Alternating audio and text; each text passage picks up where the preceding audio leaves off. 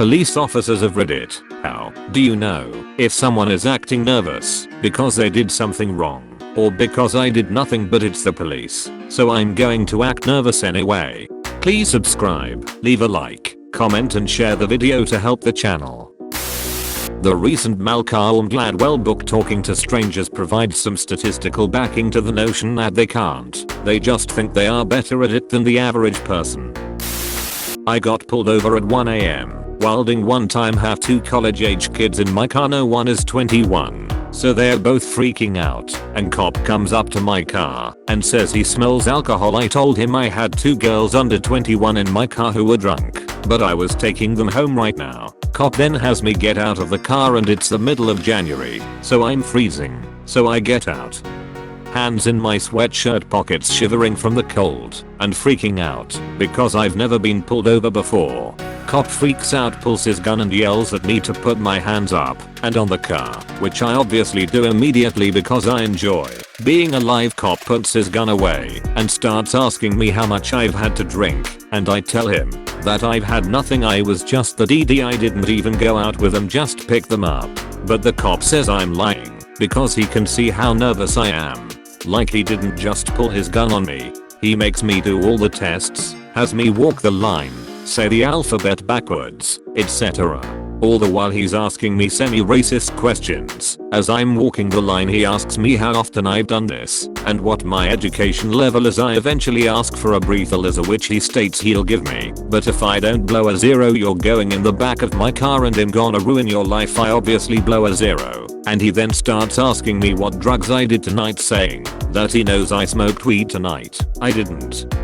Or that I'm high on someone else's prescription. Still no. So eventually at around 3 AM his partner tells him to let me go, so after 2 hours of this guy harassing me for no reason he lets me go and doesn't even give me a ticket, because as his partner put it, we pulled you over because you were driving suspiciously, not because I did anything wrong.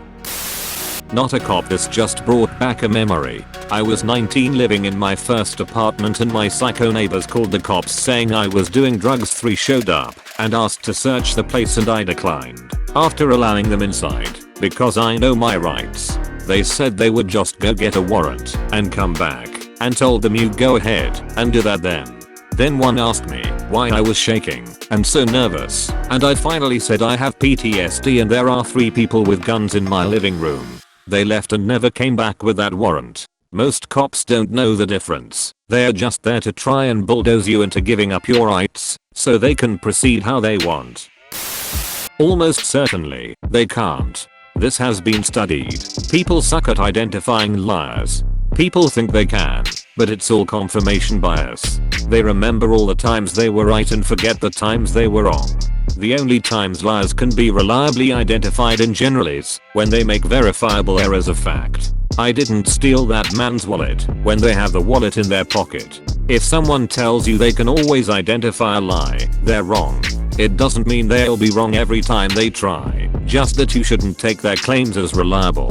Edit. 2 things I'll add in response to some of the comments. First, when it comes to catching lies from people you know well as opposed to strangers, I think it may be the case that your odds improve. I'm uncertain what the science says on that though.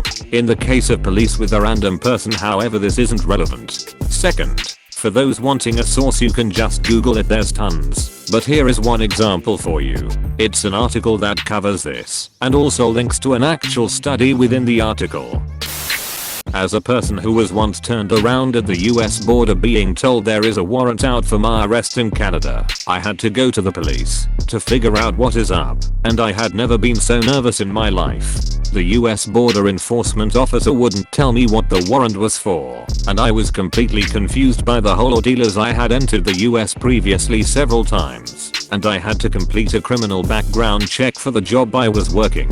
I know I had done nothing wrong, but not knowing what was going to happen next, thinking I may be immediately apprehended and locked up at the Canadian border, then having to go to the RCMP, and then not 1, but 2 other police stations, and tell them that there is a warrant out for my arrest, but I had no idea about it was scary. Just for closure on the issue, it appears someone had provided an officer with my name and address, after being caught committing a crime, and they had no ID on them as the description written down by the officer who caught this fake me did not match my description. Not sure why that person was let go in the first place. Anyone who runs is a VC. Anyone who doesn't run is a well-disciplined VC. All of the responses you're going to get are signs of someone just being nervous or not wanting to be interrogated by a cop. This is the problem with police officers assuming they have some magic ability to tell when someone is a criminal just by looking at them. It lets them invent reasons to go further with their search than they legally should, based on their experience. It also gives them an excuse to follow their prejudices, known and unknown. For instance, police regularly indicate that furtive gestures led them to believe something was afoot. Those same officers are regularly unable to define the word furtive. The most correct answer is you can't, and any cop telling you they can is either lying to you or themselves. There is no such thing as a tell, broadly. Some people have them, some people are just nervous. All that shit about reading body language to spot a liar is completely unsupported by science. Cop science is bad science. I was flying home from Mexico last summer and had a direct flight into my home airport, Cincinnati, which is rare.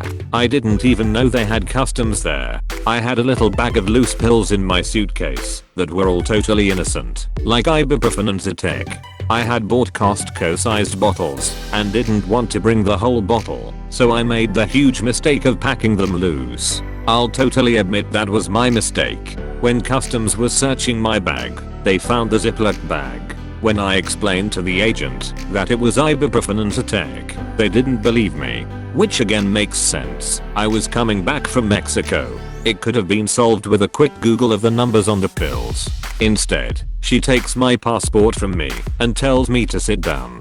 I sit down for about 20 minutes. My family all goes through, and the agent won't let them stop or talk to me. I ask what's going on, and she refused to tell me anything or give me back my passport. After an hour and a half, every single person on my plane had gone through. Now every agent is walking over to me. 8 to 10 agents surround me, literally in a circle around me. They're all asking me questions at once. At this point I'm visibly nervous and shaking.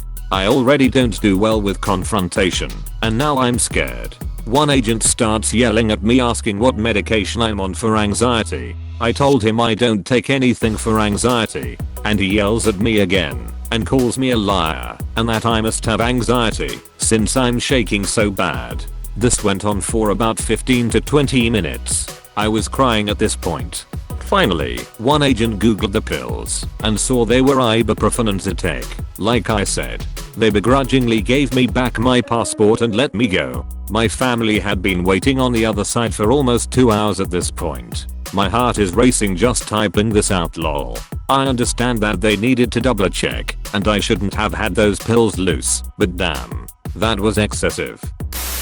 There's a difference between evasive and nervous. Nervous will natter on a bit, but Eva's eyes knows they gotta avoid mentioning / doing something. If they keep looking below their car seat, can't articulate where they're going, etc. Nervous people calm as the interaction goes on. People with something to hide often get worse.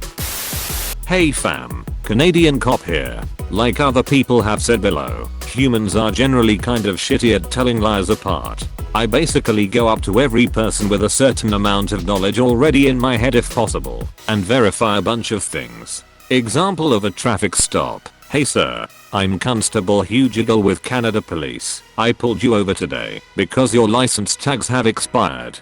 If the driver is a registered owner, I know all of their previous registered addresses, their age, and if they've ever been encountered by us before. If they've been arrested, before I look at the files quick to gather some more info, like if they're a guy who has a history of break and enters, I looks around their vehicle while talking to them for new tools that appear days old, etc. I ask the driver for ownership, license, and insurance. I make small talk with them generally, and if they appear nervous I put their mind at ease with a couple jokes or something else. I'm not a big guy, 5'8", so I usually joke about them not having to be afraid of a guy who has short legs and can't run, etc. I don't leave them hanging. I candidly tell them about my role and my responsibilities. I ask them if they've been ticketed or arrested before. I already know the answers. If they lie to me about either of them, then it sets some minor bells off in my head, as it's such a minor thing to lie about. I call them out on their lies and ask them why they'd lie to me, and then give them the dates they were either ticketed or arrested. Sometimes they seem to have genuinely forgotten those offenses, and other times they are trying to hide something from me. After that, I decide, based on the totality of the offense, if it's in the best interest of the public to give the driver a ticket. If the crime is just a minor traffic infraction, then I give a written warning, especially if they have a good driving history, or if I can assume the ticket would severely hurt them financially given their likely low level of income. I'm a firm believer that police don't exist to punish, but to teach people lessons sometimes, epiphanies, not beatdowns, and give them perspective on how their actions are perceived by others. Tickets are an avenue to ensure that lesson is met as a financial penalty, but I don't like taking that course of action, because that money would normally go to the driver's kids for school lunches or towards gas to get to work. It basically comes down to experience and trusting your gut sometimes. If something feels off, I've always believed that you've subconsciously observed something and just haven't had the opportunity to consciously acknowledge it yet. Take the time and slow the investigation down and take a more measured approach to what you're doing, and you'll find out if people are lying to you. Ask for backup for another unbiased opinion if you feel like it. Sorry, got off the rails. Probably didn't answer the question properly. Oh well. Please subscribe, leave a like, comment and share the video to help the channel.